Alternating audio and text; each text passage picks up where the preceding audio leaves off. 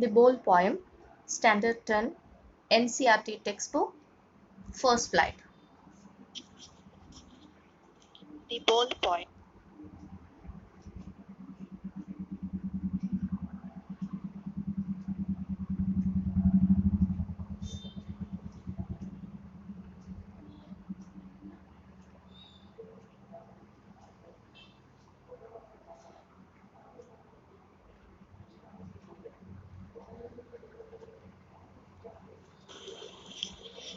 John Berryman was an American poet. Here the poet has described the reality of life, which everyone has to face one day. He has touched the topic of how to stand up against the miseries and sorrows of life. His best known work is The Dream Songs.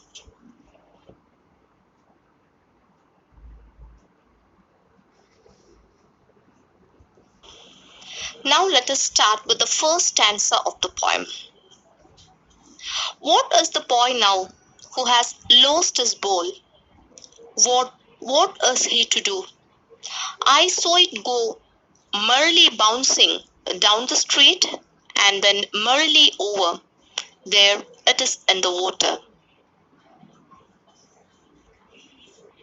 Here, the poet John Berryman is talking about a little boy who has lost his ball while he was playing near the sea. The ball skipped from his hand and it went into the nearby water. So we can see in the second line, the poet asked to himself, what is he to do? What this boy will do after losing his ball? What is he to do? What this boy is going to do after losing his ball? I saw it go merrily bouncing down the street. He says that the ball was cheerfully jumping up and down in the street, and later on it fell into the water. So here in the first stanza we can see a little boy who is helpless. What happened to the boy here? He lost his ball while he was playing near the sea. And the ball skipped from his hand and it went into the water. It cheerfully jumped up and down in the street, and later on it fell into the water. Here in the first stanza we can see the figure of speech personification. An inanimate object is personified here, has given a human quality. We can see in the third line, I saw it go merrily bouncing. It means the ball. I have seen the ball merrily bouncing. Merrily or happily is a human quality. It was personified here by an inanimate object, the ball.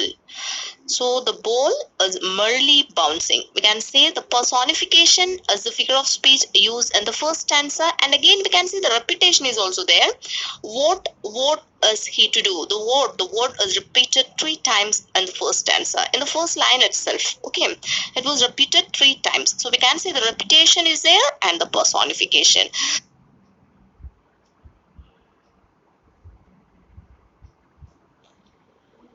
Now let us move towards the second stanza.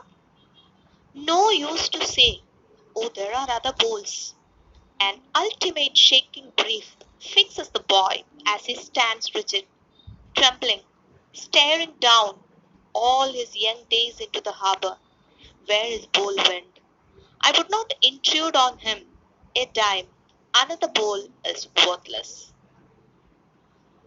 So here the poet says that there is no use of consoling the boy, no need to console the boy. What happened to the boy here? He lost his bowl in the nearby water.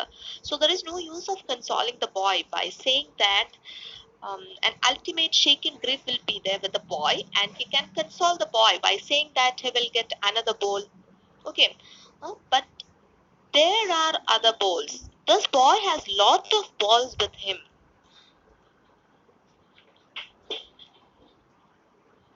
As he stands rigid, trembling, staring down all his young days into the harbor. And he is trembling with fear now. Now the boy got afraid. He is trembling with fear. Now, along with the bowl, all the memories of his childhood days went into the harbor.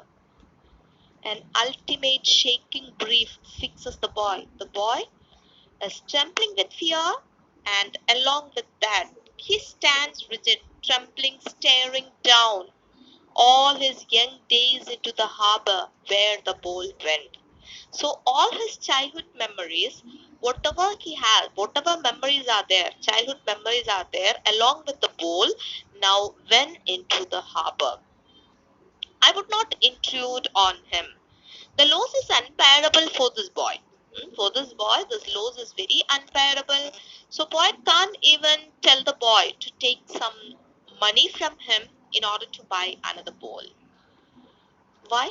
Because a dime another bowl is worthless. Dime means it is 10 cents in US, just like our rupees or paise. In United States they use cents. It is 10 cents. So 10 cents means one dime.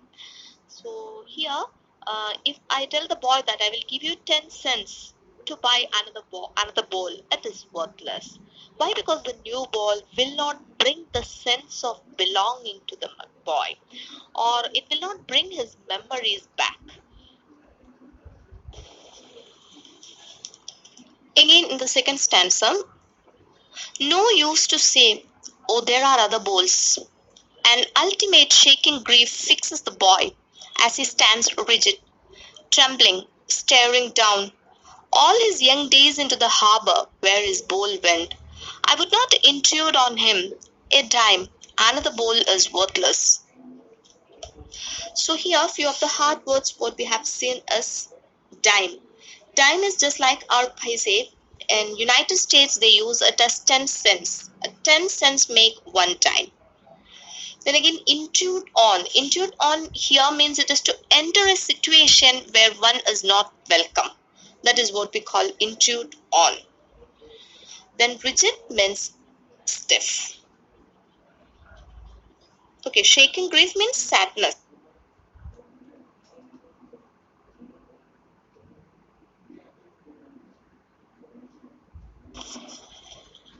Again, third stanza. Now he senses first responsibility in a world of possessions. Now he senses first responsibility in a world of possessions. People will take bowls. Bowl will be lost always, little boy. And no one buys a bowl back. Money is external. He is learning well behind his desperate eyes. The epistemology of loss.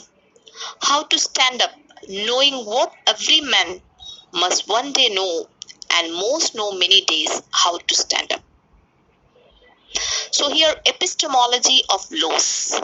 It means that understanding the nature of loss. What is epistemology? Epistemology is the study of the nature of knowledge. That is what we call epistemology. It is a Greek word, epistem. Epistemology is derived from a Greek word epistem. It means knowledge. It comes from the word meaning to understand or to know. So epistemology means it is understanding the nature of loss, or we can say it's the study of nature of knowledge itself. Okay, so here what the poet says. The poet further says that the time has come for the boy to learn the responsibility of taking care of his things. You can see here in the first line, now he senses his first responsibility in a world of possession. Now the time has came for the boy, the right time to learn the responsibility of taking care of his things, how he should be responsible in his life.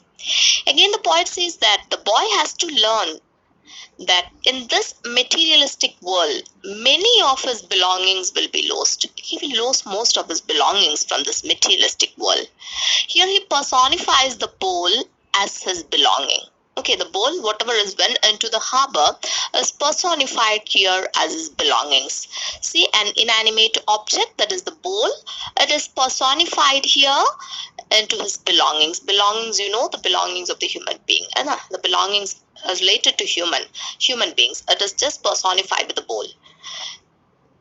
No one can buy back such things for him. Money can't buy you everything. Money can bring certain material things, but it can't buy the sense of your belongings. It can't bring back your cherished memories of your childhood. He says that the boy is learning now how to stand up against the sense of lost things. By losing his bowl, he learned how to stand up against the sense of his lost things.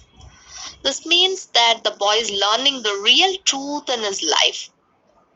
Okay, what this real truth teaches him? Teaches him that he has to accept the miseries of his life. He has to accept the miseries of his life and he wants to stand up against them. This is the real truth. Teaches this. This is the life itself teaches the boy. This is the real truth of his life.